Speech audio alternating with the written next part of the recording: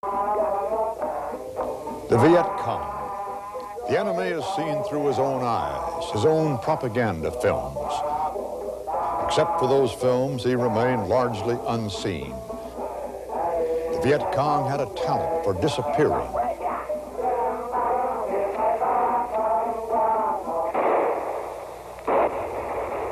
The Vietnam War was unlike most wars in American history. In other wars, we knew the enemy and could identify him. In Vietnam, our enemies could hardly be distinguished from our friends. The Viet Cong melted into the jungles, mingled with the local civilians, and waited for the moment to attack.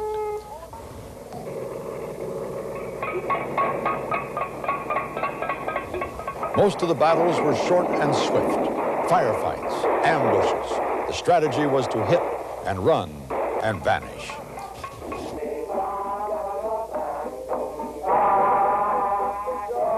The Viet Cong, later joined by the regular army of North Vietnam, was waging war against the most powerful nation in the world. Communist troops were the targets of huge quantities of modern weapons. They suffered tremendous losses, and yet they persevered. Vietnam was more than firepower. It also was willpower. The enemy was well supplied with that.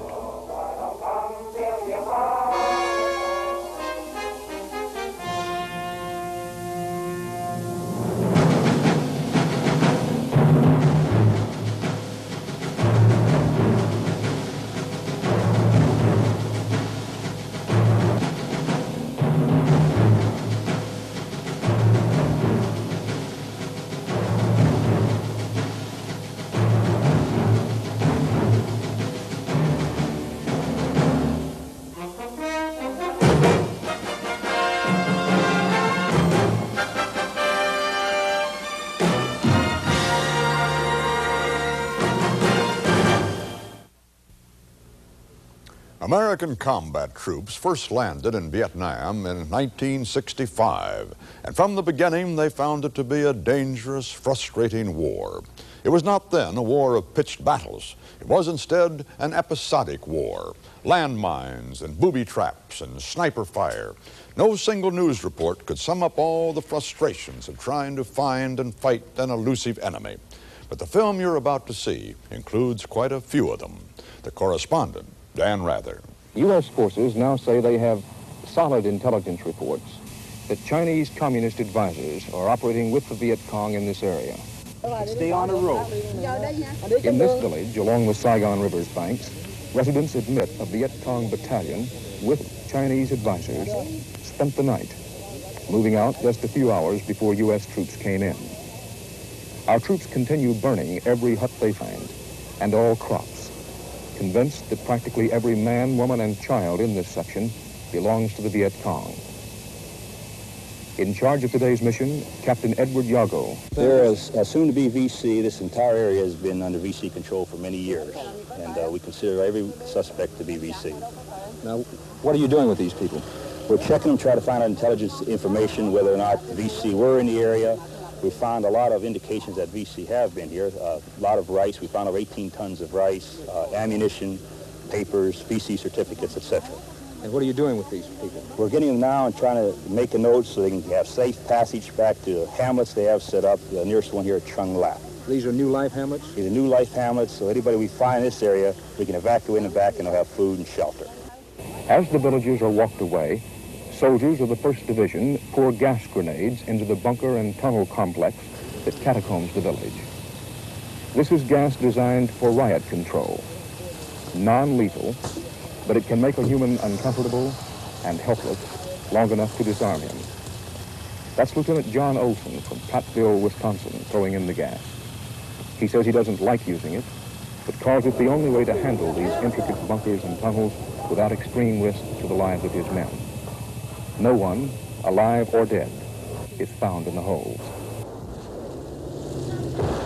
But just as the gassing ends, heavy shells start pouring in on the U.S. troops involved. What's going on?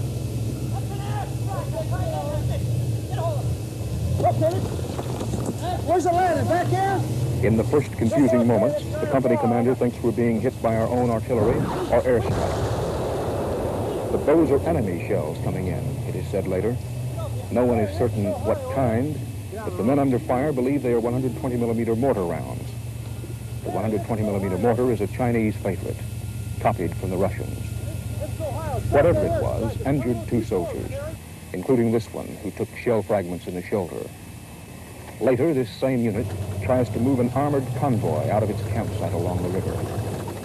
Because of the French Army's sad experience with tanks and other armor in Vietnam, U.S. forces have been leery of using it. But this is the dry season, and the terrain here is comparatively high. And some of the brass insist on experimenting with armor. The tanks and armored personnel carriers move less than 2 miles from the camp when one tank is disabled by a mine. Enemy fire opens up from surrounding bushes, and a furious fight to defend the tanks ensues.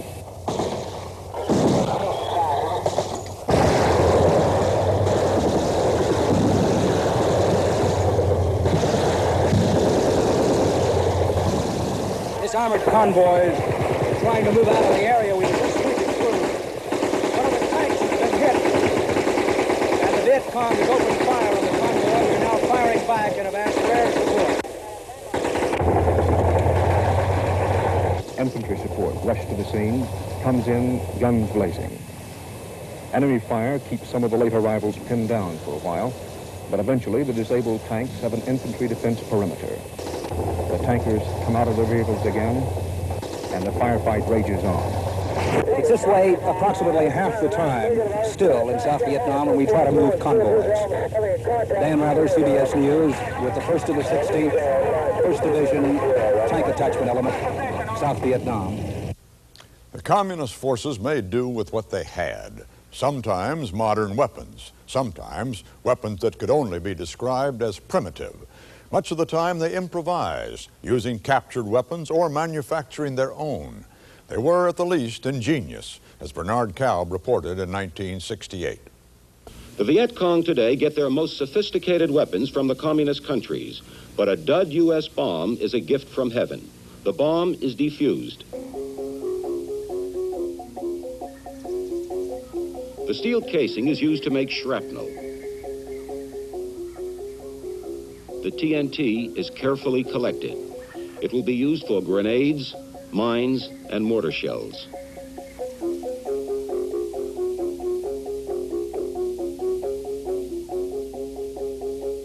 A discarded tin can is filled with TNT and pieces of metal and glass.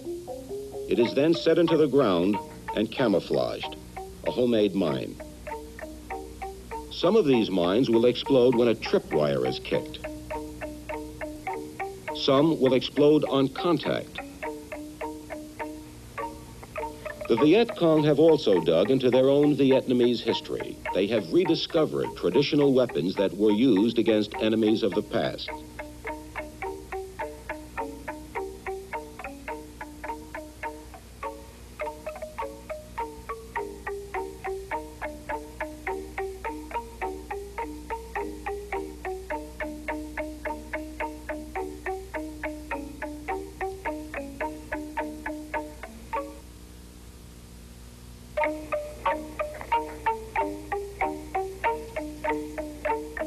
A kicked tripwire can drop a wasp's nest on your head.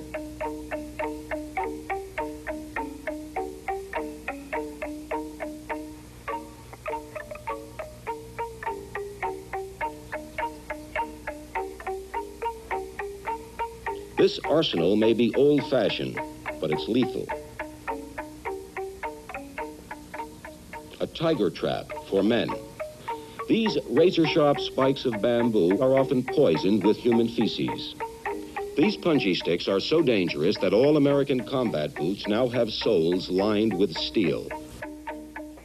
Their strategy calls for constant sabotage, and their sabotage is selective. The Viet Cong study their targets in miniature. Planning can take weeks, sometimes months. The explosives are prepared. Bridges, buildings, roads, tanks, convoys. Everything that's American or South Vietnamese is a likely target. Reconnaissance finds the railroad bridge unguarded. The result is predictable.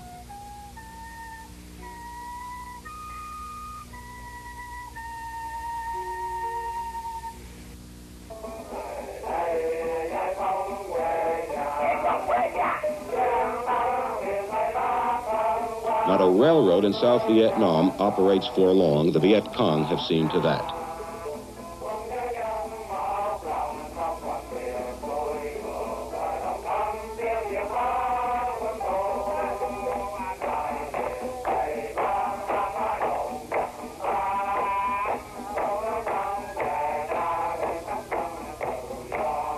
An ambush, an act of war in which the guerrillas excel. The targets here are tanks and armored personnel carriers manned by South Vietnamese troops. From out of the jungle, a sudden barrage of Viet Cong firepower, followed by the Viet Cong. This film comes from communist sources. It is the kind of combat film that the VC show to their new recruits for morale purposes. It's all part of what the Viet Cong call the 4 quicks and a slow. The quicks are advance, assault, clear the battlefield, and withdraw. The 1 slow is preparation, like ambushing this column of tanks and blowing the bridge. The quick withdraw is often total disappearance.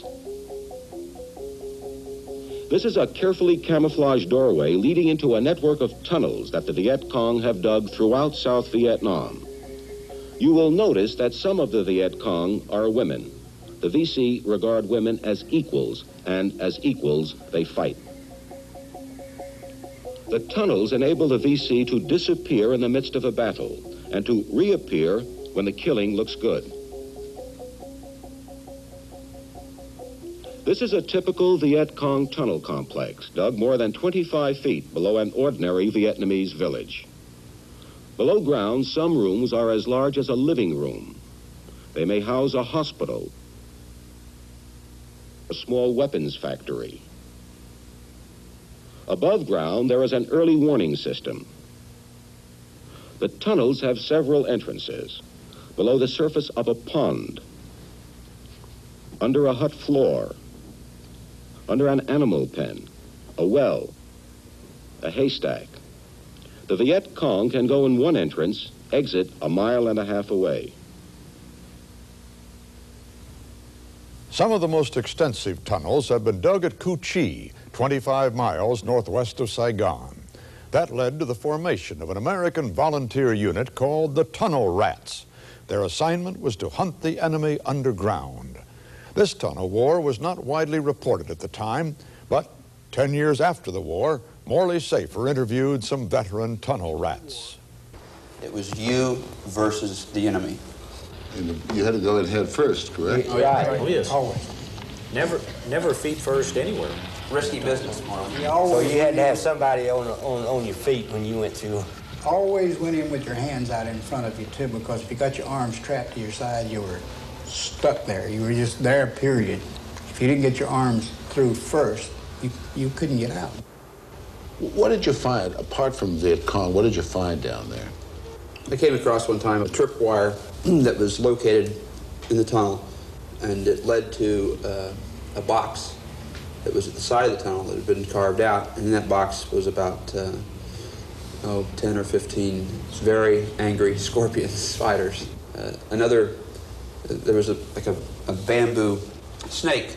We found this a couple of times where they actually had the snake tied to a piece of bamboo that was stuck into the top of a tunnel. It's probably been tied up there for 3 or 4 days, and that viper will strike at whatever comes through. You used to go down there alone. Right, sir. I used to go there alone. Why? I was trying to show them in a way that by me being alone, that I wasn't afraid of them. I wasn't afraid at all. They didn't scare me one bit. You would be amazed at just how sharp your senses become when you're in that tunnel. Your sense of hearing is so acute. You could hear, if there was someone else in the tunnel, you could hear him breathing. And you would be able to hear whether he was crawling towards you or away from you. Or he had weapons. And if you heard someone crawling, hopefully he was crawling away from you. But there was barely room for your shoulders. You couldn't get, there was no room to maneuver. That's right. Absolutely not. That's right. No room to maneuver. If you came under fire, it's like you're in a shooting gallery. There's no place for you to go. Tell me, when you flushed out a tunnel, took prisoners, killed some people, was that the end of the active life of that tunnel? You only owned that piece of ground while you stood on it. As soon as you moved out of the area, Charlie moved right back into it. That was this type of war. Above ground, American strategy included the use of air power to pound away at the enemy's hiding places. Another strategy was pacification, the continuing effort to win the hearts and minds of the peasants of Vietnam and to deny the Viet Cong their loyalty. On at least one occasion, those two strategies coincided. John Lawrence reported. Forward!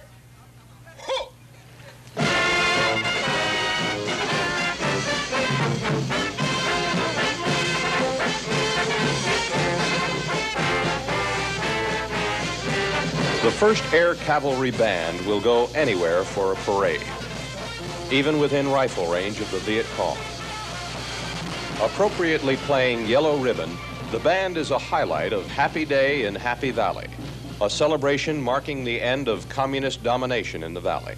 About 100 of the valley's 22,000 Vietnamese inhabitants gather to hear the commanding officer of the 1st Battalion, 5th Cavalry, Lieutenant Colonel Frederick Ackerson. The Viet Cong have terrorized you and have burned your homes. We are here to help you rebuild your homes and recultivate your fields. Việt Cộng thường đến đây đốt nhà đồng bào. Thì hiện nay đó, quân đội Mỹ đến đây để giúp đồng bào đẩy lui Việt Cộng. And finally, to show how much we are able to protect you, we are going to have the Air Force hit some Viet Cong on the other side of the valley. That will be at 10:30.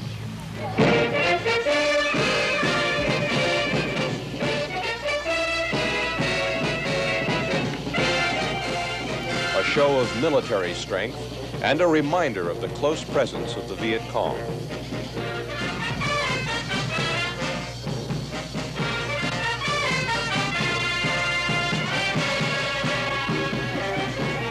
And through it all, with bomb blasts instead of bass drums, the 1st Air Cav Band played on.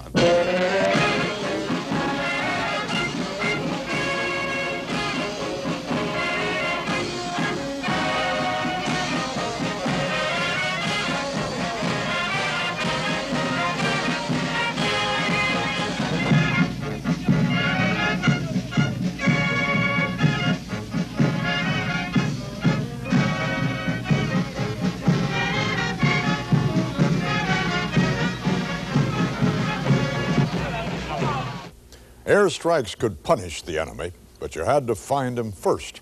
One answer was Operation Ranch Hand, the spraying of chemical herbicides over much of Vietnam to deny the communists both food and cover. That created a continuing controversy over the effect of the chemical Agent Orange. But defoliation, as it was called, was pursued on the ground as well. Mike Wallace reported. This Rome plow, made in Cedartown, Georgia, may not look like much of a weapon, but it turns out it's a potent weapon in the fight against the Viet Cong. The engineers of the 1st Division are using it to knock down the jungle and so deny the VC a sanctuary in Binh Duong Province, north of Saigon, the spot General William Westmoreland once called the toughest province in all Vietnam for VC domination. This is the village of Phu Chan, whose 4,000 residents used to be safe only during the day.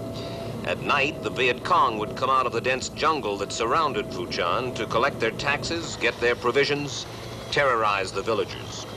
But now the jungle around Phu Chan has been knocked down. It's gone. And so is the Viet Cong. They had no place to hide. The same is true all over Binh Duong Province. From the air, it looks as though some giant paring knife had peeled the top off the earth below. Each one of these $70,000 monsters can sweep 15 acres in a 10-hour day. In lower Binh Duong alone, they've cleared 3,000 acres to help bring security to 20,000 people. Security, a vital beginning to pacification. But the dozers do more than just knock things down, they help to build, too. The man in charge of the operation is Lieutenant Colonel Alexander Haig of Arlington, Virginia. This is land that was formerly non-productive and of no value at all to the people. Because it was jungle. That's correct. Now we, of course, are clearing it, and we immediately follow up with development personnel to plant and to cultivate this land and make it productive for the people of Vietnam. The plows sweep both sides of all important roads, too, making them secure for travel day and night. The men who man the plows are so proud of the work they're doing that they've left their special mark upon the countryside, the castle, the emblem of the engineers. Private First Class Joseph Martinez of Boston, Massachusetts runs this Rome plow. It looks as though it gives you quite a ride, Joe. Sure does. You'll get tired after a day's work. Any injuries inside? No. What about booby traps? Do you ever hit them? Hit quite a few. And? Nobody gets hurt. Just might blow a little track off your dozer, but nobody gets hurt to it. Do you feel as though you're helping to win the war? Sure do. In what way? Well, push down all Charlie's jungle. We can't hide anywhere. Mike Wallace, CBS News, Vinh Xuong Province. In case you were wondering, yes, that's the same Alexander Haig who later became White House Chief of Staff under President Nixon and Secretary of State under President Reagan. Even with defoliation, a great deal of jungle remained, and the problem still was to find the enemy hiding beneath that canopy. Those of you who are Star Trek fans may recall a device aboard the Starship Enterprise capable of detecting life forms on unfamiliar planets. Science fiction, right? Well, not exactly. Something of the sort was used in Vietnam, as Steve Rowan reported. Here's one way to find the enemy. Fly low enough so he'll shoot at you. But these daredevils of the 1st Infantry Division are doing much more than that, though. They're looking for enemy troops with the sniffer, a device that picks up the telltale odors of campfire smoke and urine, signaling their presence in the atmosphere like a thermometer registers the temperature. Hours at a time, back and forth over jungle-covered areas, populated only by unfriendly individuals with guns. A closer look at the sniffer with Captain Paul Gardner of Wood River Junction, Rhode Island. This piece of equipment operates on the principle of just taking an air sample into it, processing some of the effluents or smells that's given off by the humans, and giving us eventually a reading here on the meter. With the sniffer mounted in a chopper moving along at about 80 knots or so, right over the treetops, does that give you enough time to pick up a smell and analyze it and get a reading on it? It sure does. We find that we hit a hot spot and we have a reading on this within the matter of a couple of seconds. We haven't moved over 80 meters by the time that we have the reading on it. The dial indicates there's something down there. A campfire, a group of VC, or a few harmless water buffalo. Well, that the sniffer doesn't know, but something. The spot is marked on the map by an observer flying overhead. The coordinates given to the artillery boys, so they can give the area the once-over tonight. 0, 0, 2, 5, 8. These last readings were all ammonia readings. A little later, another cluster of hot spots, and someone spots a hooch beneath the trees. No friendlies living in the area, so permission to fire is granted, and the escorting gunships race in.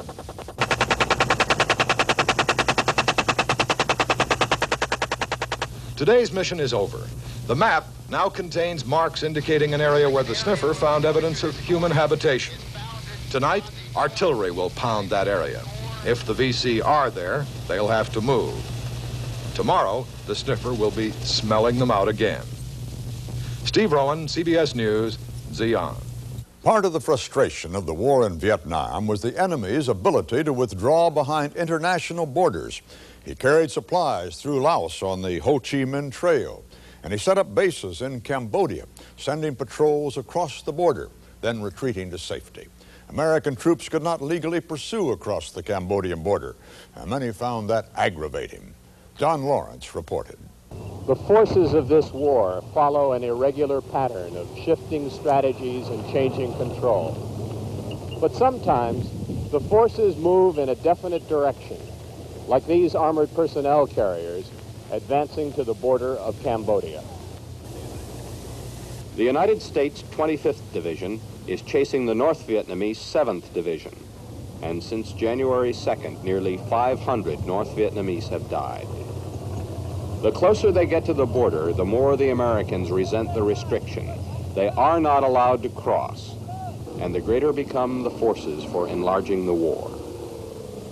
It could happen.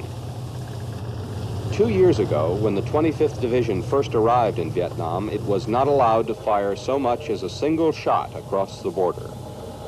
Rules of engagement are changing. We are not under any orders to cross the border, have no intention of doing so except in the interest of the safety of our commands. In other words, if a unit becomes engaged and the proper military tactic would require crossing the border in a local sense, then of course it would be done, but only in the interest of protecting the command. 2nd Battalion, 22nd Infantry is in contact. The fighting is well up ahead, but the bullets buzz into this position, and a .50 caliber tracer round sparks the soft, dry brush and starts a serious fire.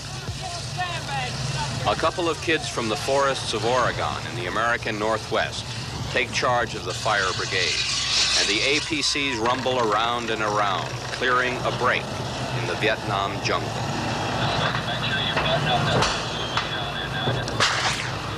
But there are bullets in among the flames, slapping up the dirt, glancing off the trees, and the firefighters are forced to take cover. Frustration. Now the fire is out of control.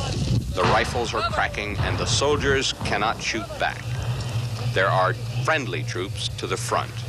The young men who dodged the bullets to fight the fire. I don't think it's fair. They can hit us and then run back across the border, and we can't do anything about it. I think we should be able to at least go part way into the border, if not all the way. It'll never end if we don't. This war will never end if we can't go in after them. Well, how's that? They just keep moving back in the border, and we can't go across after them. They bring a resupply across, and we stop them, but we can't go in after them.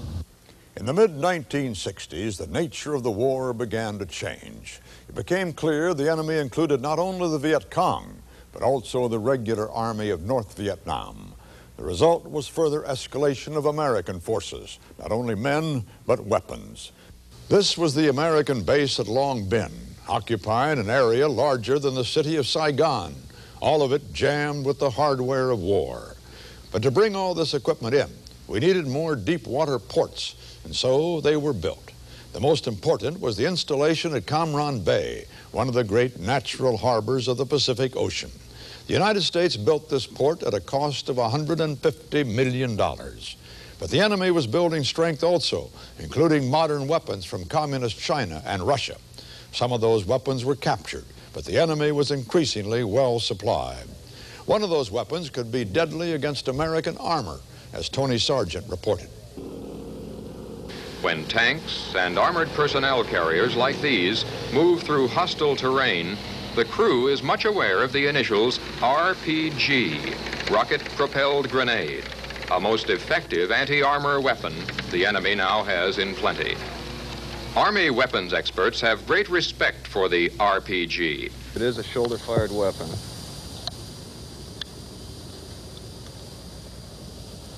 With a standard open sighting arrangement, sir, rather than any sort of an optical sight. And this is fired by one man. Right, sir. It's a one-man operation. It's not a crew-served weapon. All right. And as it is fired, sir, the round comes out, the fins come out, and it's off, sir. Right. When the South Vietnamese army captures the enemy's rocket-propelled grenades, it destroys them on its own weapons ranges. Here is the RPG-2.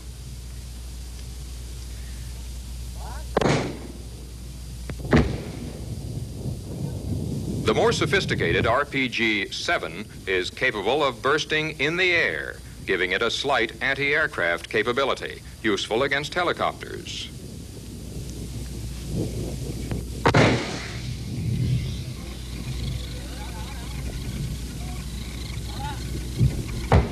When the RPG strikes a tank or other armor, it makes a deceptively small hole. But once inside, its explosion can touch off fuel or ammunition, causing virtual destruction of the vehicle. What was it like inside that tank when the RPG hit? Well, it was terrible, that's all. Like I said, it tears everything up. It melts the steel, it gets molten and throws it all over. So besides being hit with the steel, it's white hot when it hits you and it burns. Well, how much respect do you have for this enemy weapon? You have a lot of respect for it, sir. It's the best man-fired weapon VC have. The inside of one of these tanks used to be among the safest places in Vietnam. But the RPG has changed all that. Tony Sargent, CBS News, Phu Loy, South Vietnam. But the most important communist weapon may have been this gun, a rifle designed in Russia, but also produced in communist China. It was called the automatic Kalashnikov 47, better known in the field as the AK-47. This became a standard weapon of the North Vietnamese and the main force Viet Cong. It was very accurate and could fire on automatic at the rate of 350 rounds a minute. Many experts believed it to be the equal of the new American rifle, the M16. Some GIs believed the AK was better. The early M16s developed a history of jamming during combat, and Don Webster reported one example. Some of these men in the Army's 1st Division were caught in a communist ambush, and the resulting firefight lasted 2.5 hours. 4 Americans were killed and 27 wounded. But after the battle was over, the men told a grisly tale of rifle after rifle jamming on them during the fight. This lineup of rifles, all M16s which had malfunctioned during the battle, was silent testimony to the same fact. One of the men in the battle was PFC Stuart Dennis. Tell us what happened yesterday. When I got out to the battle forward area, there was a firefight with the VC. There were heavy concentrated fire from our side to the VC. There was 16s jamming a great deal. The men were putting up the best they could, but the 16 would keep jamming. They'd throw it down and try and grab another one. And another man would come by and pick this one up because his had also jammed. What was causing the jamming of the M16s, do you know? It seems that the excessive firing through the 16 will cause it to jam after a certain period of time. I understand that one of the men that was killed in the battle was carrying the Russian-made rifle that the Viet Cong used, the AK-47. That's affirmative. He's carried it ever since I've known him. A great number of the men prefer the AK-47 to the M16. American ammunition doesn't fit in the Russian rifle. How would he get ammunition? He can buy it off the Arvins, or he can capture it off the dead VC. The manufacturers of the M16 claim that it's the soldiers' fault that they don't keep it clean. What do the men think of that? Well, cleanliness is a problem with the M16, but in the conditions around here, it's impossible to keep it as clean as they might think it should be clean. So I figure it's the weapon and not the men. Most of the original complaints about the M16 had come from men in the Marine Corps. But after this battle, many of these soldiers are now adding their complaints. Don Webster, CBS News, near Lai Khe, South Vietnam. Others gave the M16 higher marks, especially after modifications improved its reliability. It fired a small caliber bullet at high velocity and was accurate to about 400 yards, characteristics similar to those of the enemy's AK-47. The enemy's strategies included not only the conventional weapons of war, but also the use of terror. The Viet Cong in the countryside developed a selective program of kidnapping and assassination. The victims most often were village officials, school teachers, and development workers.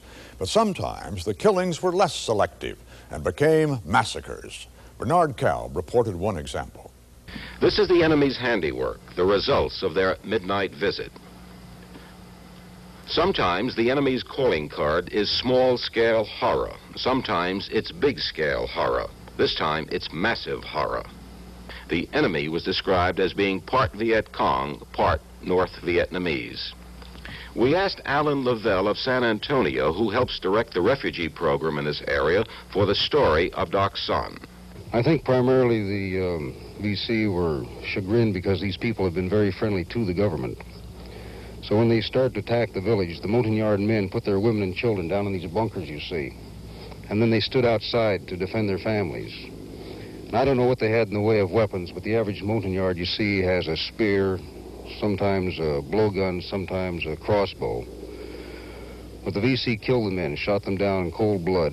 And then I understand they went into the bunkers, set fire to the houses. Houses were built over the bunkers, and in many cases went into the bunkers with flamethrowers and sometimes threw in hand grenades. So when I arrived here on the scene yesterday morning, I saw smoking ruins. I peered down in the bunkers, and I saw women with their 3, 4, 5, and 6 children piled around them. Many of the bodies near the entrances were terribly burned, but I think most of the people were asphyxiated, and some were, of course, mangled by hand grenades. It was a really horrible sight. But all I can say is any men who would perpetuate something like this are not men, they're animals. This is not war. This is mass murder. These are some of the survivors of Dak San. The only thing they still own are the few bits and pieces of clothing they wear. Bernard Kalb, CBS News, in what's left of the village of Dak San. The enemy also used terror in the cities of South Vietnam. There, the results were more visible, and the principal targets were Americans. One man, one Viet Cong, created havoc in Saigon until he was finally captured. Again, a report from Bernard Kalb. His name is Nguyen Von Som, known as Sapper Sam. In 2 years, he commanded 29 operations in Saigon. A tough man who, if captured, would never confess under torture or the threat of a firing squad. This was the first of his 3 biggest jobs, the Brink U.S. offices billet in the heart of the capital. 2 Americans dead, 63 Americans and Vietnamese injured.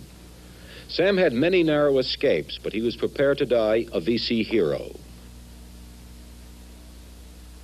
His next job was the old U.S. Embassy building. 2 Americans killed, 45 Americans injured, plus 118 Vietnamese casualties.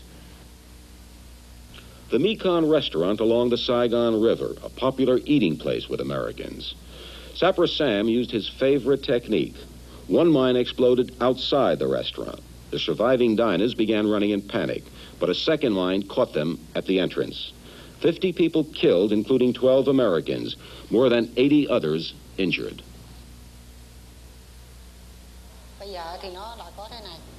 I only learned of what happened through the newspapers. I did not see people die with my own eyes. When the newspapers said that there were Americans killed, I felt happy. But I felt sorry in my heart for the death of the Vietnamese people. This was to be Sapper Sam's next big target, the U.S. complex that includes the Rex Officers Hotel and the headquarters of U.S. psychological warfare operations.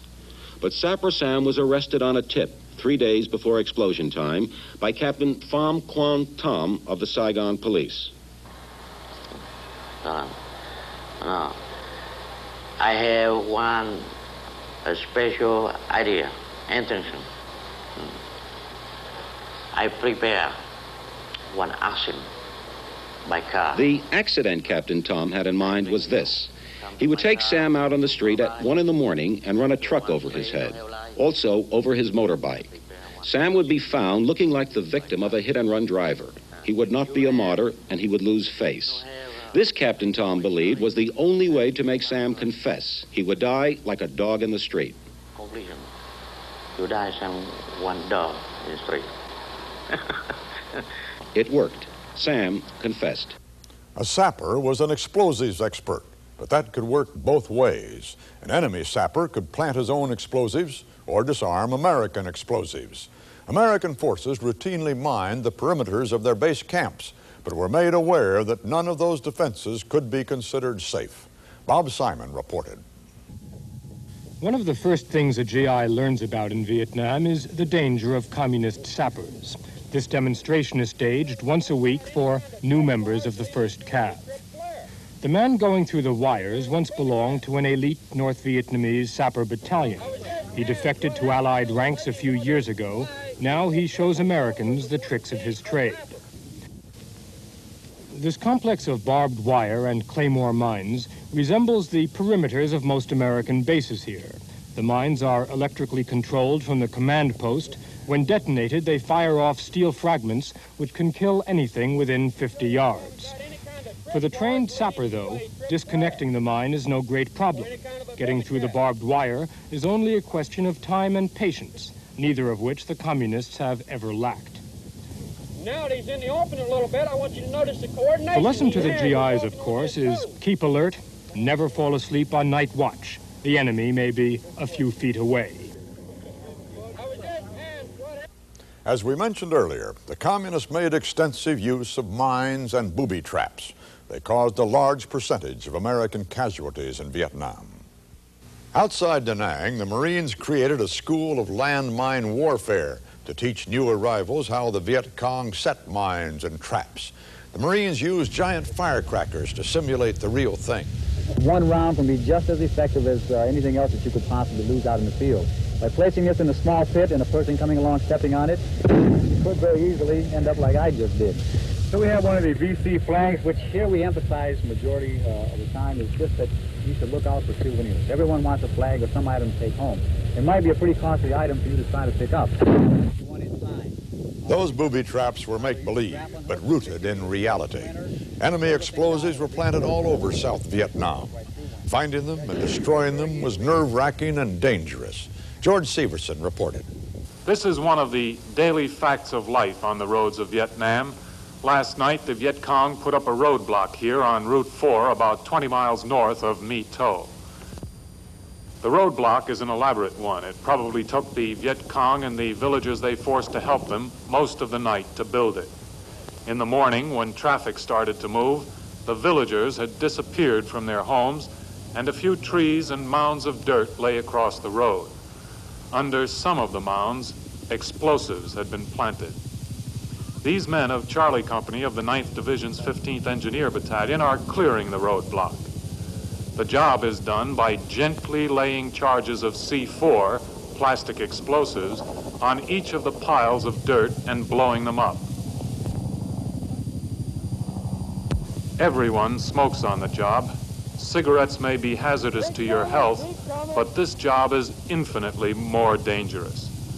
The cigarettes help to calm strained nerves, and they're also the most practical way to light the fuses.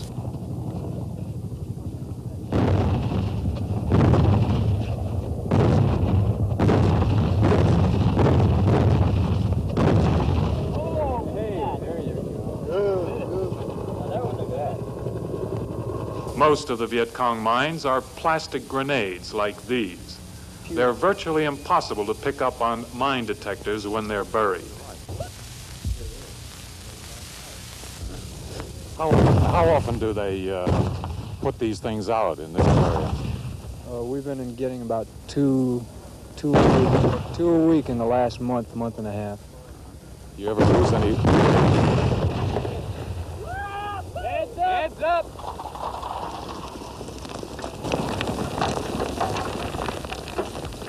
The charge left a huge hole that only bulldozers and graders could fill in, and delayed the reopening of the highway for 7 hours. A minor inconvenience for these travelers and truck drivers, but a pointed reminder to everyone that in a sense, the Viet Cong have as much control over Vietnam's roads as the government. George Severson, CBS News, on Route 4 in the Delta. The war on land was complemented by the war on water. The Navy's war in Vietnam was fought on two separate fronts. One was off the coast of Vietnam, American aircraft carriers launching strikes against the enemy, a key part of the intensifying air war. Other missions off the coast included the battleship New Jersey, contributing some heavy-duty artillery support. The 16-inch guns fired explosive projectiles the size of a small automobile. But the enemy also was hunted from the rivers and canals of South Vietnam. The Viet Cong was accustomed to hiding along these waterways. It became more difficult to hide, as Larry Pomeroy reported. There are certain areas of South Vietnam which are regarded as under the total control of the Viet Cong. Such is the case in the southern section of the Cà Mau Peninsula, where just flying the flag invites the wrath of the enemy. This Navy swift-boat patrol is part of the Gulf of Thailand surveillance group, operating in the remote regions of the country's southwest. There is grim evidence of Viet Cong power. Nam Can City was once the home of 150,000 people, most of whom were not loyal to the enemy. So the city was burned and ransacked by the guerrillas a year ago, left in abandoned ruins. Tensions build up as the boats investigate narrow canals off the river. Past experience on these irregular patrols in this area have taught the crews that the enemy remains unseen, but always there, watching from the banks. Often it's a matter of when he will strike, not if.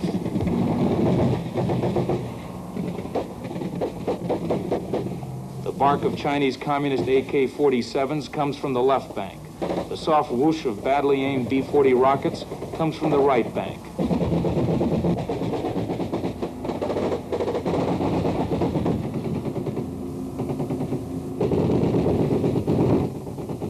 The only casualty is cameraman Don McLeod, who received a minor shrapnel wound an inch from his right eye. First I saw was an explosion on the deck of that other swift boat. Cow. It just bleed. Didn't feel a thing. I thought it was a rocket ran or something hitting the deck of that other boat. Just a bang. That's it. Does it hurt now? Nah. No, negative. The patrol continues. The crews are used to firefights. Sometimes they run up 3 sharp battles a day with the enemy. The crew of our swift boat had their last vessel sunk from under them. The chief of Namkan District and his U.S. Army advisor are met on the river. The Navy swift boats are the main support for the government's 4 regional force companies in this area. During the, for 50 days in the months of November and December, we were hit something like 29 mortar attacks, if I can remember correctly, 4 ground attacks, and numerous other incidents. Since the swift boats have come up, we've only had 1 mortar incident since then. So you can see generally from that the security picture has increased considerably. There is no question that this patrol's progress through the Kamau Peninsula's network of canals and rivers has been carefully followed by the Viet Cong. On its last visit, the patrol left receiving rounds of small arms fire as the enemy's parting gesture. So this time, the patrol has obtained permission from the district chief to shoot at the banks in an area declared a free fire zone.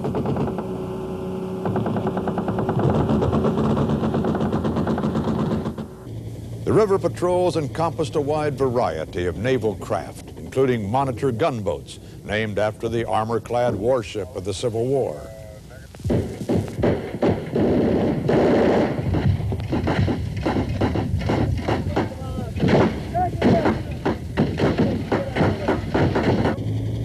And convoys of floating artillery bases, some equipped with their own helicopter landing platforms. An even more unusual vessel was described by Ike Pappas. This is the start of Operation Quai Vat, and a very well-named operation it is, because in Vietnamese, Quai Vat means monster. These monsters are more commonly known as hovercraft, the strange land and sea vehicle that rides on its own cushion of air. This operation is actually an experiment for the hovercraft. Before this, they were used mainly for river patrol. Now they are being thrown into direct combat with the Viet Cong to see how they will fare. The VC often ride in camouflage sampans under trees and in patches of brush. Helicopters spot the sampans from the air and then drop a smoke grenade to mark the spot. The hovercraft then move in, guns firing. Besides a score of Viet Cong dead, the hovercraft also claimed a handful of communist prisoners in the fight. Some of them had to be pulled from the water. They were discovered hiding beneath the surface, breathing through bamboo reeds jutting from the water. The hovercraft seemed to be proving their worth in the tough Delta War. Traveling at speeds up to 60 miles an hour, they can cover territory in a single day that often took weeks to clear. These hovercraft sailors like to say that they hit all the Viet Cong that they aim at. And those they add with a smile that get away are probably frightened to death. Ike Pappas, CBS News, in the Delta near Ma Qua. The air war over Vietnam has been described in another cassette in this series, but it's worth taking a closer look at one of the results of the air war, because it tells us something else about the nature of the enemy. Hundreds of American airmen were shot down by the communists and taken prisoner. Those flyers were the vast majority of the American prisoners of war. Many were forced to cooperate in communist propaganda and to sign confessions of war crimes. The prisoners of war became, in a real sense, pawns of war. bargaining chips in the peace talks that seemed to drag on forever. Joy to the world, the Lord is come. What we did see of the prisoners was carefully stage managed. These scenes filmed at a prison scornfully known as the Hanoi Hilton. The filming was done by a Japanese news agency with close ties to North Vietnam and portrayed the prisoners on and about Christmas Day, 1970. What we were supposed to see was a heartwarming picture of well-treated Americans. But look carefully at the faces in some of the scenes that follow. The fact is, there was no joy in this world.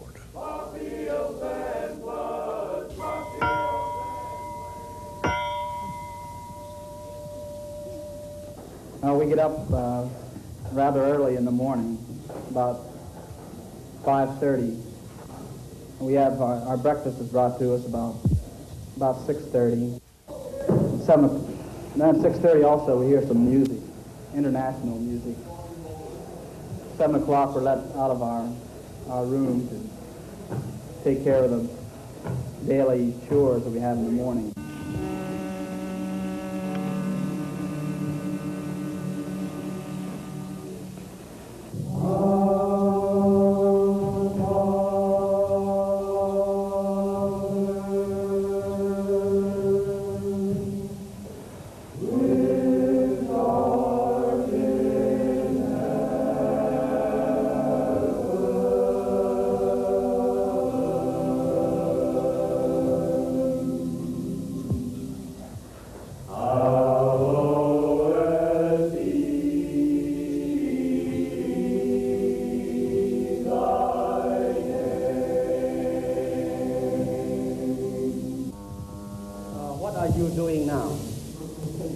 Well, we are practicing for the Christmas program at the present time. How have you prepared for the celebration of Christmas? We have been working on some music for about a month now. What is your name and your rank? Norman McDaniel, Captain, United States Air Force.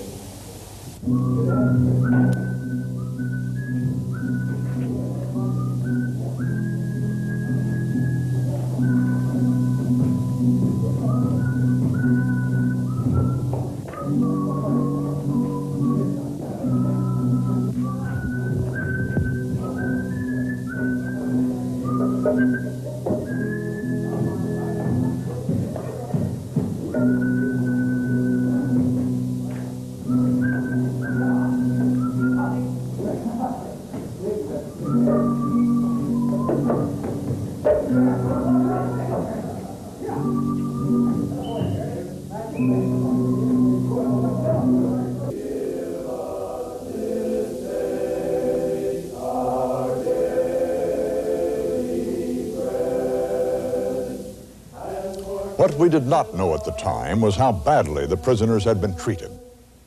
We found out in 1973, after the ceasefire agreement led to the prisoners' release. Many of the POWs had been systematically tortured to obtain information or to force their cooperation. Some were even tortured to make them say how well they'd been treated.